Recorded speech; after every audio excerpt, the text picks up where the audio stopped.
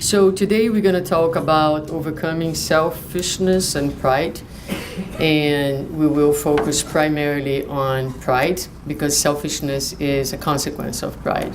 So pride is the beginning. So we're going to seek to understand what pride is, and I found this quote that I like very much, and that hopefully by the end we'll have a full understanding what it really means. It says that pride will always be the longest distance between two people. Pride will always be the longest distance between two people. And to start our reflection, and just to know, it comes from 4 books of the codification: posthumous work, not yet translated to English, Genesis, the Spirit's book, and the Gospel. And we also touch in the psychological series of Suzana de Angelis and a little bit of Emmanuel. So we're going to start with question 793 of the Spirit's book. It's under the law of progress.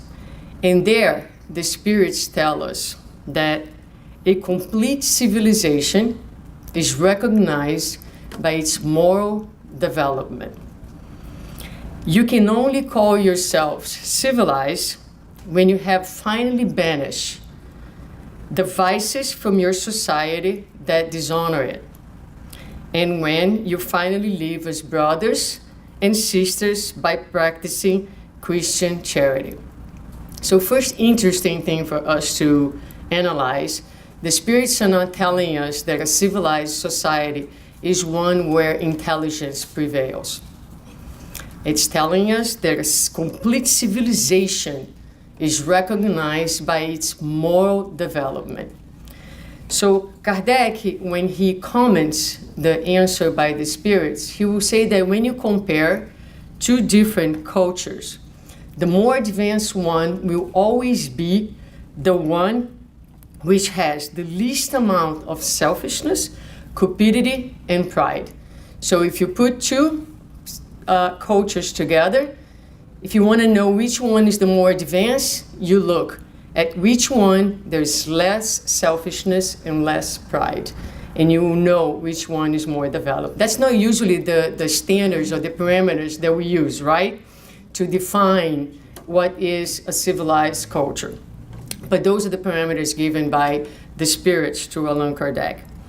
When we go to Genesis chapter 18, the end of times, the signs of times, the Spirits tell us that we have indeed made considerable progress, intellectual progress. And because of the intellectual progress that we have made, we have conquered material well-being. So that's easy to see. We are here sitting, we have electricity. We no longer need to make fire in order to see. We have air conditioning in a very hot day. So we have accomplished material well-being. We have, with the use of our intelligence, developed the means where we can live comfortably. If not everybody lives comfortably, it's because our moral development is lagging behind in such a way that we don't share the material well-being more equally. But the intelligence has granted us the ability to have the comfort that we share today. However, a little bit more ahead in the same chapter, there is a very meaningful sentence that reminds us that intellectual progress is powerless to regenerate humanity. Intellectual progress is powerless to regenerate humanity. And there is a lot of progress still to be made in our society in order to achieve what the Spirits call moral well-being. So we have achieved material well-being through the use of our intelligence. And now we need to seek moral well-being. And how is moral well-being defined? They define it to us by making charity, fraternity, and solidarity reign amongst humanity, amongst human beings. So the day that we have in our society charity, fraternity, and solidarity amongst ourselves, we will be living in a complete civilized world, because we're going to have material well-being and we are going to have more well-being, which is necessary for happiness and for peace. When we go to posthumous work, where there's actually a chapter that's called Overcoming Pride and Selfishness, and that's where the study comes from primarily, the main source, there are 2 chapters. One is Pride and Selfishness, and the other one is Liberty, Equality, and Fraternity. And in these 2 chapters, the spirits explore the idea on how it is impossible, contradictory, to want to have a society with fraternity and solidarity when we have still selfishness and pride prevailing in our humanity. These 2 feelings cannot coexist.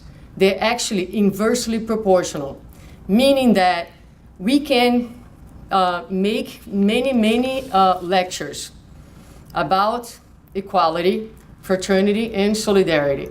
We can raise flags and we can dream about it, but the reality is it's not achievable as long as pride and selfishness prevail in our society. And when I say it prevails in our society, it means it prevails within us, because we are the components of the society.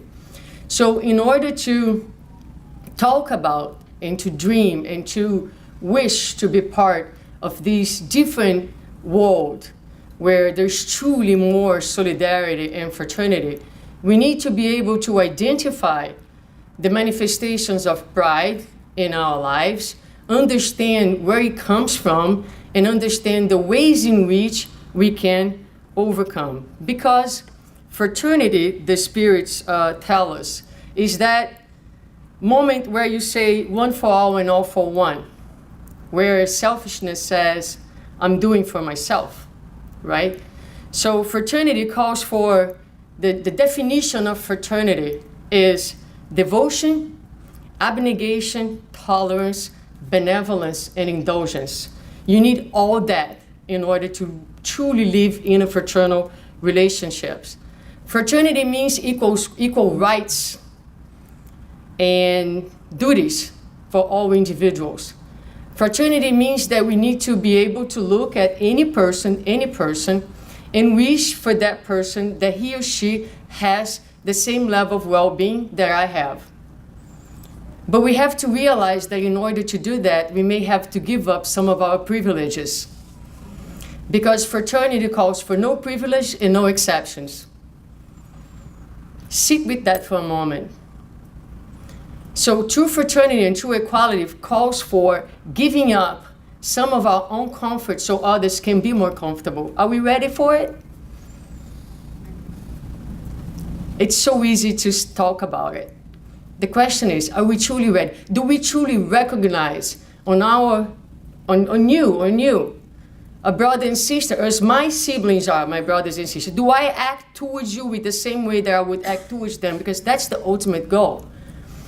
Is that we as immortal spirits, we can see beyond the bloodly ties, and we can see the spiritual ties, and we can recognize that we are all brothers and sisters and all entailed to have the absolutely same well-being. And it doesn't matter who you are or where you stand in your evolution, you deserve it. You deserve it in the same way that I deserve it. Now, pride calls for separation, because pride is that feeling of superiority. And so every time I feel superior, I feel distant. Pride calls for segregation, for prejudice, for discrimination. And ultimately, like I said, for separation, it distances us one from the other. Because pride is more concerned about being right than to doing the right thing. I may know what's the right thing to do, but it's more important for me to be right. Pride calls for acknowledgement, for power. Pride calls to be seen, to be adored, to be acknowledged, to be on top, to be recognized. For all those things. Pride calls for competition. If I am competing, it's hard for me to feel that if I'm competing with you, that you should be in the same place that I am, that we can actually share the same place. One doesn't need to be on top of the other. So it's very complex, right? So we have here a standoff between what we desire to see happening and where we stand in our level of evolution. So how do we solve this standoff? How do we go about it?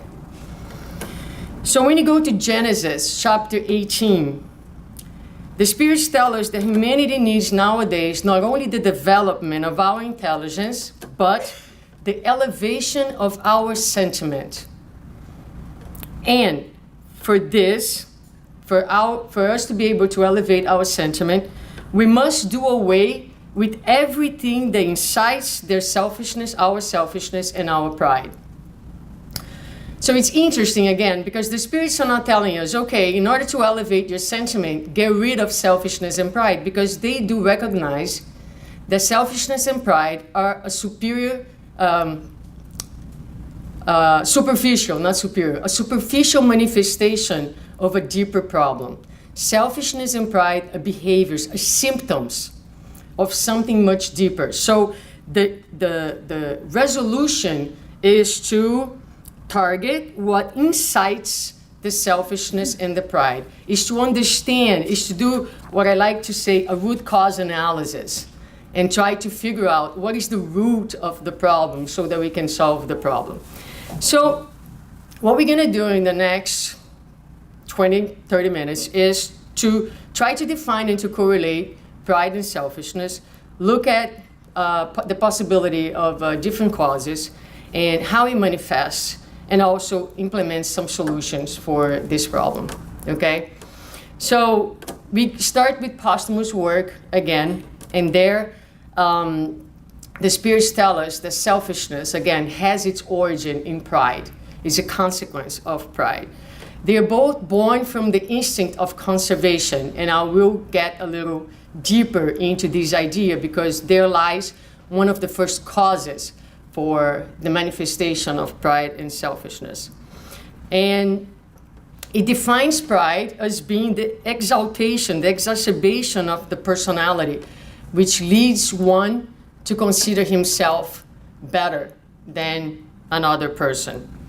So, a proud person is incapable to, or has a very difficult time in perceiving that the other may have the truth or part of the truth, or a proud person is very limited to his or her ability to learn because it does not conceive that anything other than what he or she thinks can possibly be a viable option in terms of thinking. Now, if I ask yourselves, right, because this is really important, are you a proud person? And let me just put it this way, there is positive pride, right? When you overcome an obstacle, right, and after hard work, now it's May, you go to Facebook, many people graduating, right? And proud parents, they should be proud. They should be proud. It's being a great investment of love, of time, and so there is such thing as positive pride. But that's not what we're talking about. So, pride. Are you a proud person? Some people may say, no, I don't think so. No, I don't see that. Some people can say, I think so, but how? Do you recognize the manifestation of pride in your life? So we need to understand how pride manifests, so that we can get the work started by understanding. So here are some examples of behaviors in which pride is the underlying feeling. Fault finding. All right, so we have a problem, it's someone else's fault. So whenever we're involved in a problem, usually there is shared responsibility in problems and in conflicts. The inability to see our own part in the conflict is a sign of pride. It's a blindness. You're in a conflict is formed by two people with shared responsibility. Pride makes you unable to distinguish your own contribution to the problem.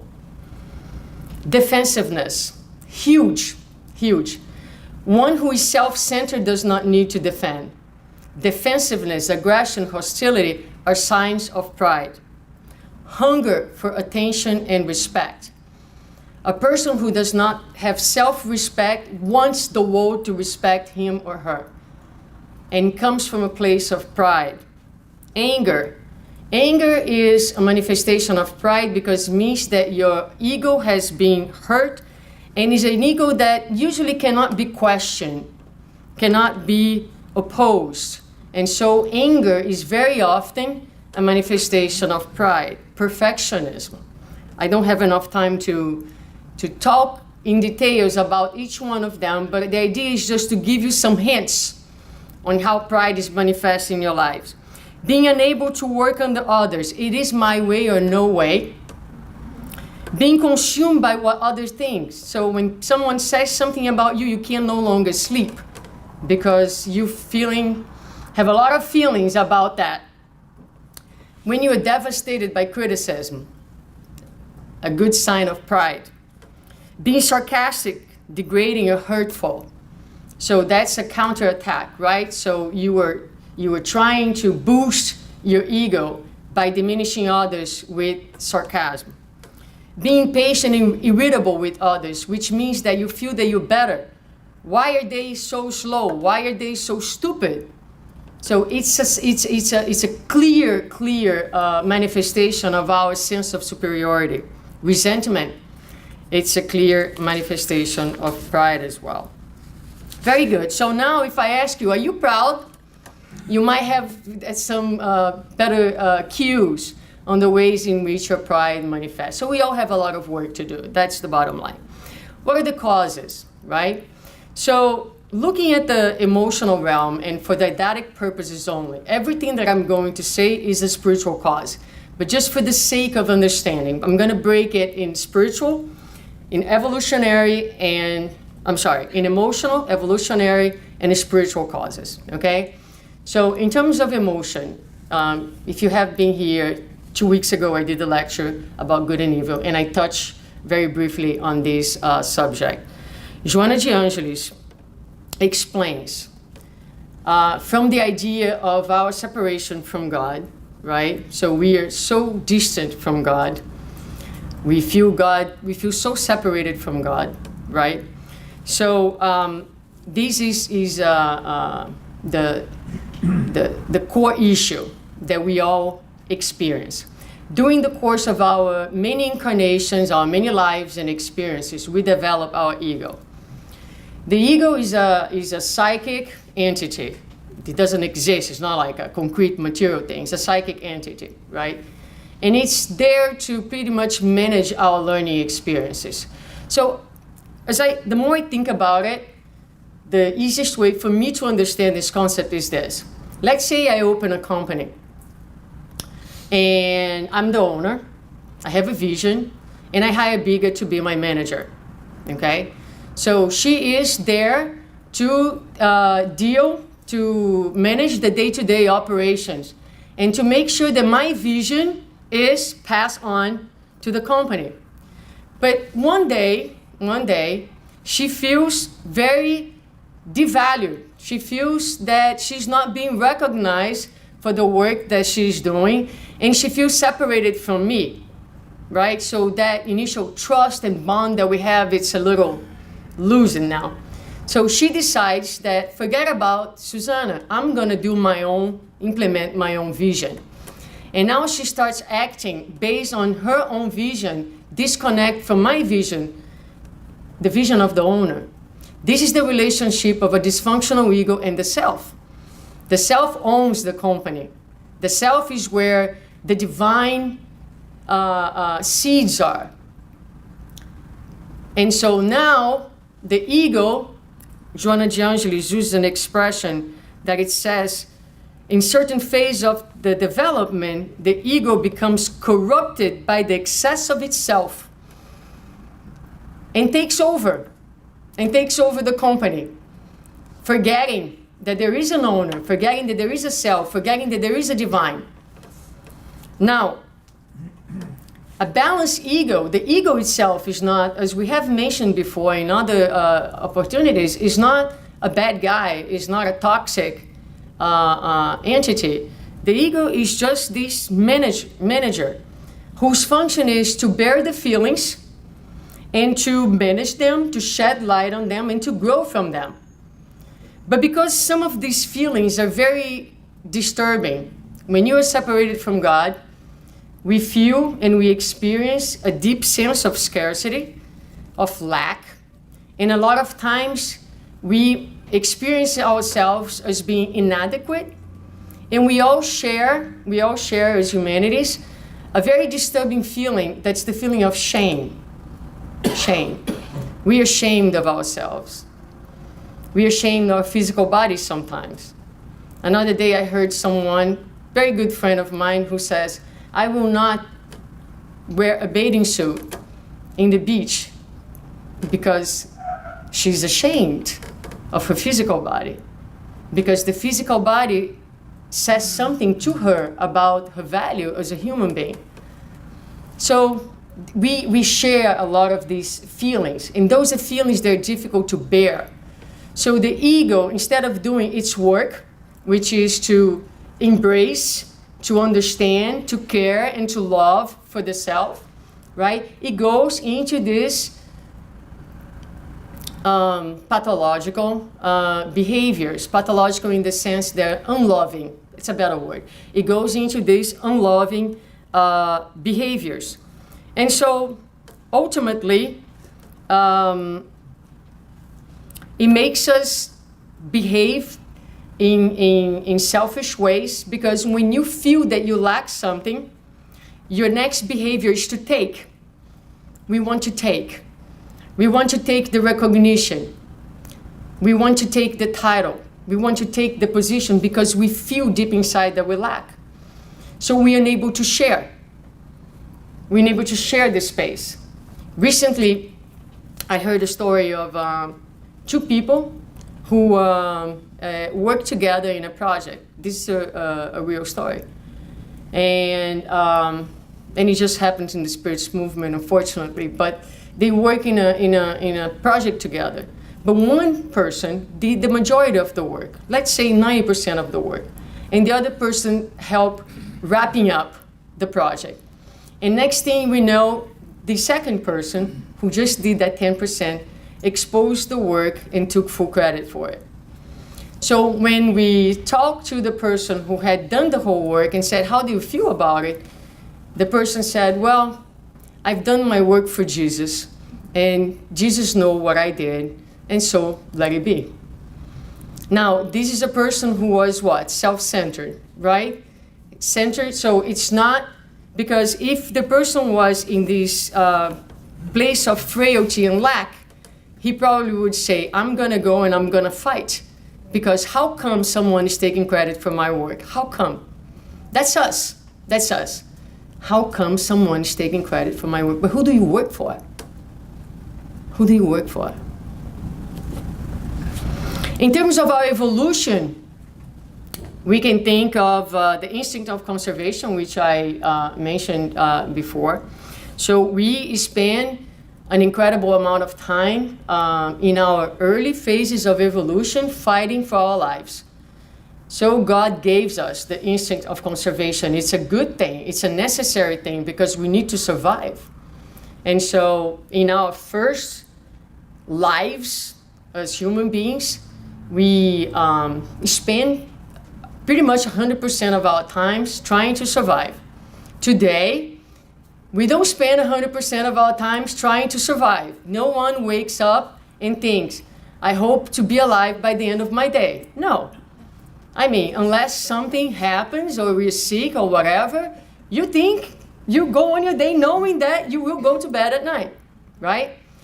But we still have this instinct very predominant within ourselves, and it manifests itself in moments where it shouldn't manifest anymore, and that's when it becomes problematic, and that's when it becomes a little harmful for our evolution.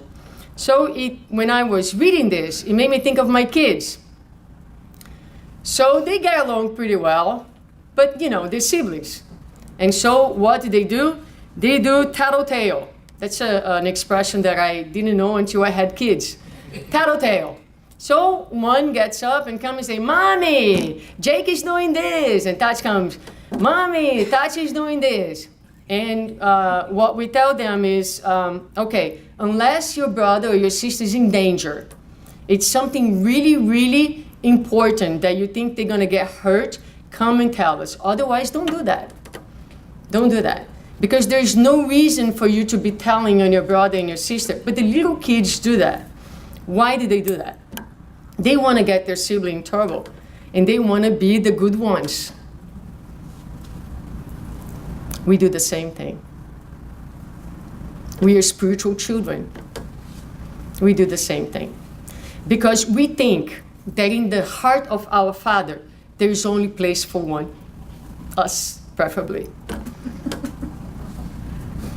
So you tell your kids, in my heart, there is a place for both of you equally. You're both important, you're both special, and you're both deserving of my love. And in God's hearts, there is a place for all of us. So we don't need to compete. We don't need to be on top. We don't need to be more special than anyone else. Everyone can be special together. How about this concept? But it is so incredible how it manifests.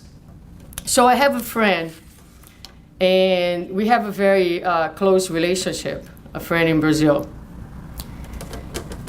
And she's a little bit more jealous in relation to our friendship than I am. And so, once in a while she makes some comments, jealous comments. And another day I saw many pictures of her with another person, another girlfriend of hers. And I sent a WhatsApp and I said, oh my God, I'm so jealous of this person. And she replied and said, finally.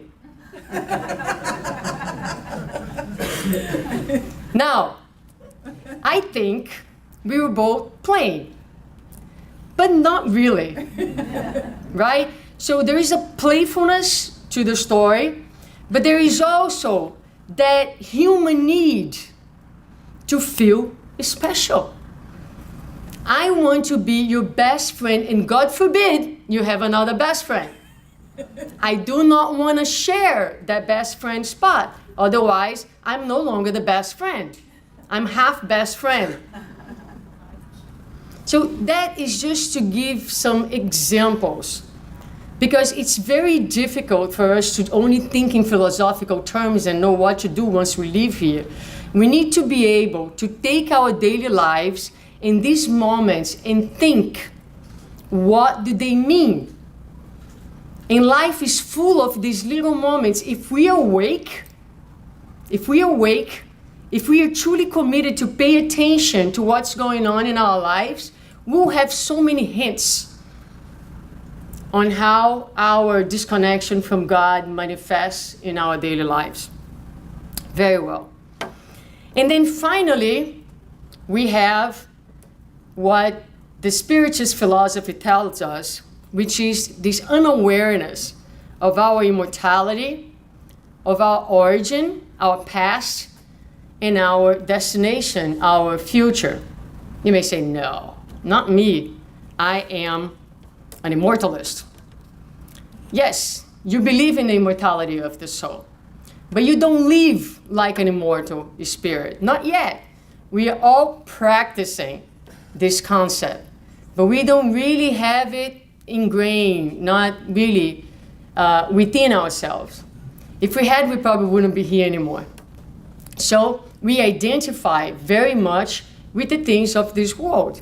And that's one big way in which we can say that we are not living like immortal beings. So in posthumous work, the spirits tell us that one of the main causes for selfish and pride is the fake idea that we have of our nature, of our past and our future. So once we are incarnated here, we share this spiritual blindness. We are in such a dense body that is very difficult to feel immortal. And so it says, unaware where he comes from, man believes to be more than he is. So we have a past that right now, because of the mercifulness of God, is veiled to us. None of us know the amount of unfinished business that we still have to take care of. Because God is so incredibly merciful and good that he gives us time, and gives us time to build the resources and the strength, a lot of times, to face the trials that lay ahead of us, so that we can find the balance, regain the balance, rehabilitate ourselves in regards to many mistakes that we have done in the past. So we are blind. We are completely blind to the work that still needs to be done. We also many times get a little carried over by the progress that we make. And we think that we are doing really good when it comes to the development of certain virtues. But question 895 of the Spirit's book, when Kardec asked the spirits, what is the most characteristic sign of imperfection? And the Spirit says that it is self-interest. Then they go on and they say that we may have some real qualities that might have others thinking that we are virtuous. But these qualities that are a sign of progress often are impotent when personal interest is involved. So it's not that we're not making progress. It's not that we haven't really learned anything, but it's not yet rooted. You see, it's frail.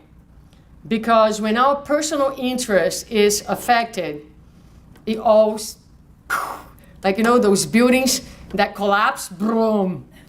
That's pretty much what happens. And so we have to be, if you want to know if you're really virtuous about something. I'm very charitable. I'm very loving. Wonderful. Can you be just as loving with someone who does not think that you are that much of a person? Then you have a lot of work to do. Because, even the hypocrites or the Pharisees, they're loving with the ones they're equal to them. So there's not much to be proud of when it comes to that, because we're no different than the ones who we consider to be evil. They love their own. So how good is that? But the Spirit says that it's not only about not knowing the past, it's also not knowing the future, right? So we believe that there is a future, but this belief is not powerful enough to, a lot of times, shift the importance that we give to the little quarrels of our day-to-day.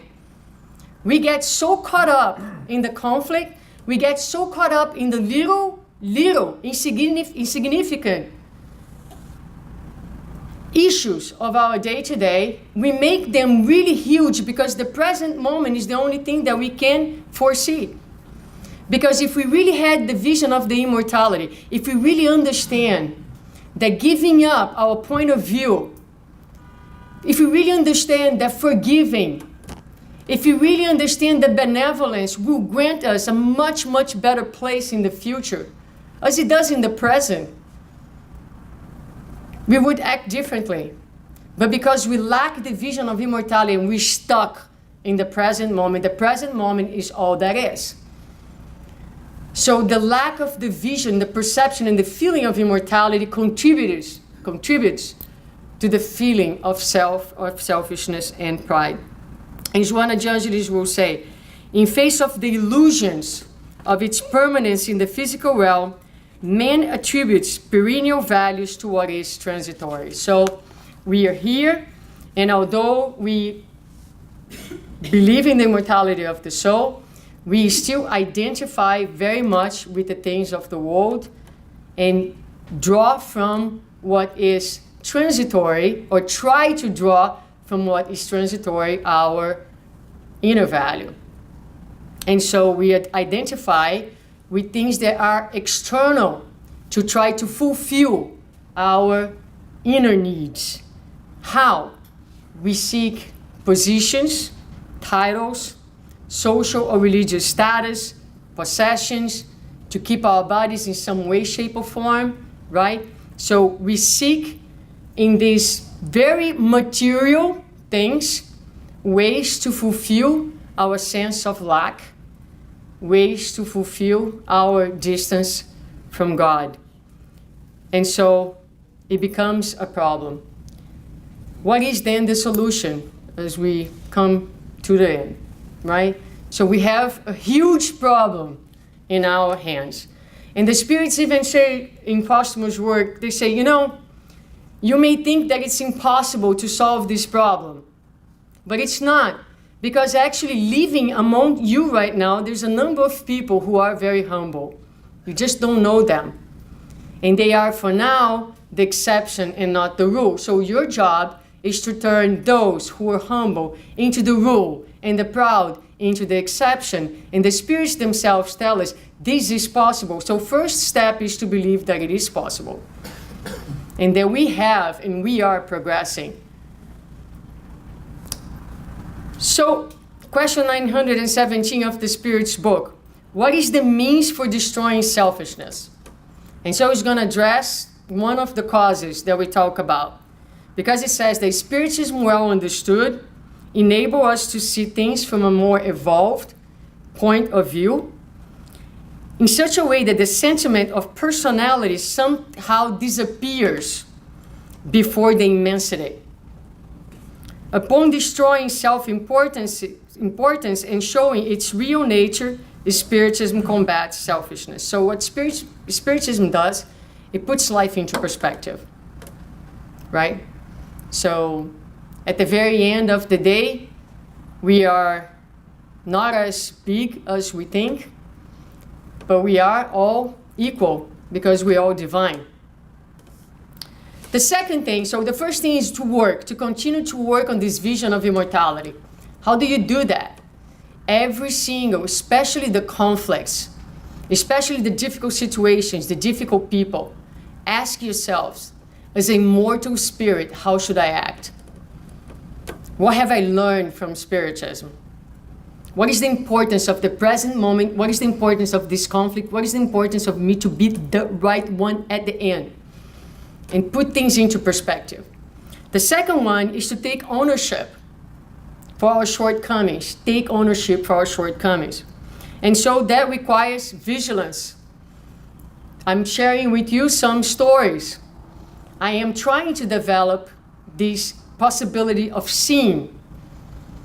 But after seeing, you have to have the courage and the humility to say, I'm not doing a good job here, or where is this coming from? So the next important thing in this process of self-healing is not to judge.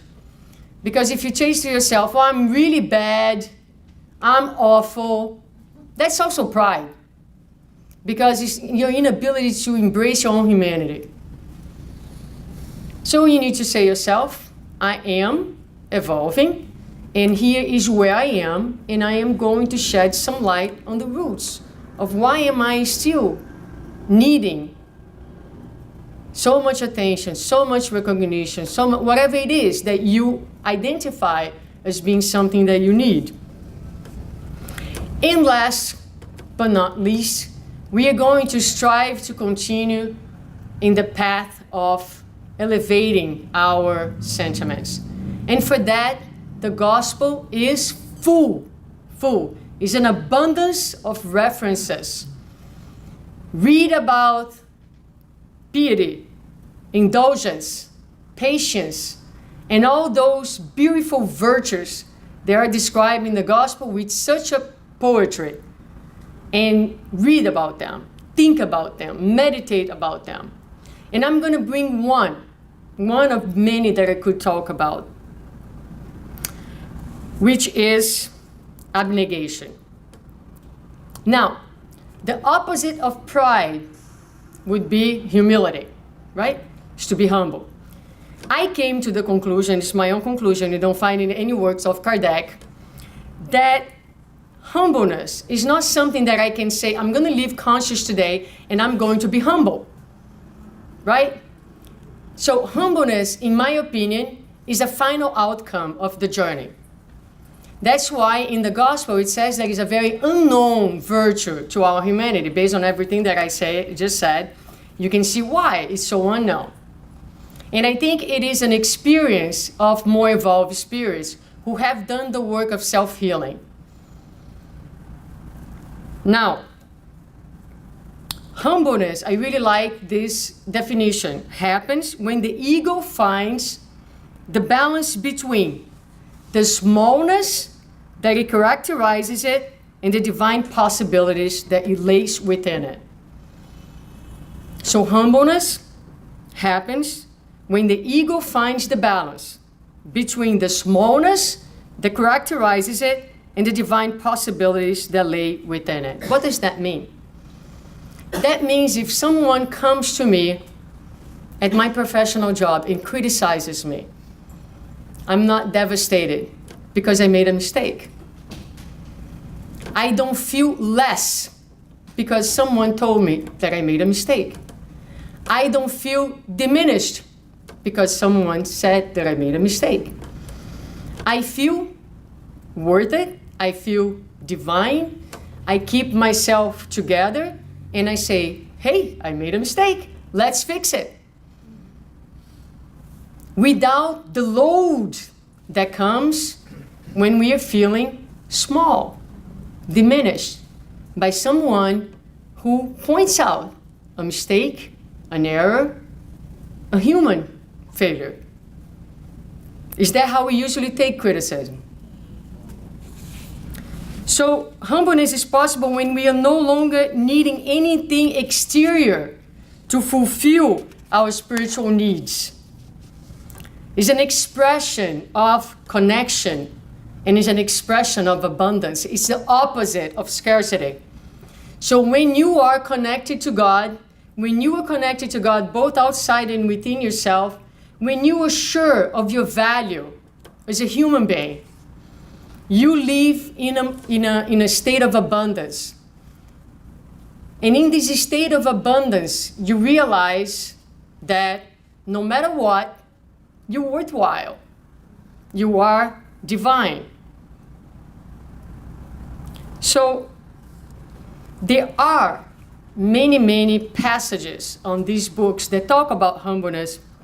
And I'm going to bring posthumous work when it says, charity and fraternity summarize all the conditions and social duties for peace to prevail among men. One and the other call for abnegation. Now, abnegation is defined as self-denial and renunciation of privileges. Some people may have a difficult time understanding what self-denial is. It means, should I not love myself, right? That's not what self-denial means. Now, we'll get there. In the gospel, for instance, chapter 6, it says, devotion and self-denial. Listen to this. These are words of the Spirit of the truth. Devotion and self-denial are a continual prayer, and they contain a profound teaching. Human wisdom, no small thing, resides in these two words, devotion and self-denial. Take these two words as your motto, devotion and self-denial, and you will be strong, for they summarize all the duties that charity and humility impose on you. We don't have much time, but it would be worthwhile to do another lecture just to explore what this sentence means. The Spirit Emmanuel says that abnegation, defining abnegation, says selfless giving, which is one sacrifice for the happiness of others, ennobles the spirit. Question 912 of the Spirit's book says, the practice of abnegation, or self-denial, is one of the most efficacious ways to overcome our corporeal nature, to overcome the prevalence of matter over spirit. Why is it so powerful? And what does that mean? Abnegation and or self-denial. Well, think about this. Jesus is the greatest example of abnegation that we have amongst ourselves. He was living in paradise, let's put it this way, and in order to attain God's will, he left, came to live amongst us, dying on the cross, giving up, let's put it this way, he truly didn't give up anything, but giving up paradise, right? To obey God's command and to serve. Not only he is the greatest example of abnegation, but he also invites us to do the same when he said, if any man will come after me, let him deny himself. Deny himself. So the message is here over and over and over. You can find it in the gospel. You can find it in the Spirit's book, posthumous work, Genesis. It's everywhere. In Acts 20:35, it says, it is more blessed to give than to receive. And this is how we're going to close our lecture today. Abnegation, self-denial, is the shortest path to find God within ourselves. The shortest path to find God within ourselves. And it is just a sacrifice to the ego, but not to the self. So when we practice abnegation and we sacrifice our self-interest, we tap into the divine within us. The sense of lack suddenly disappears. Because by practicing abnegation and self-denial, we find within ourselves resources we didn't know we had. We find God within. And the more we give, the more we realize that we are the ones receiving.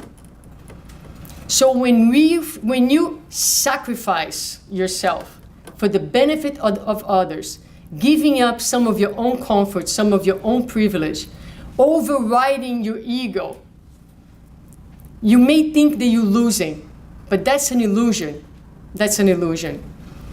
Because by practicing abnegation and self-denial again, you tap into this unlimited reservoir of love that exists within you. And you are the first one to benefit from the abundance.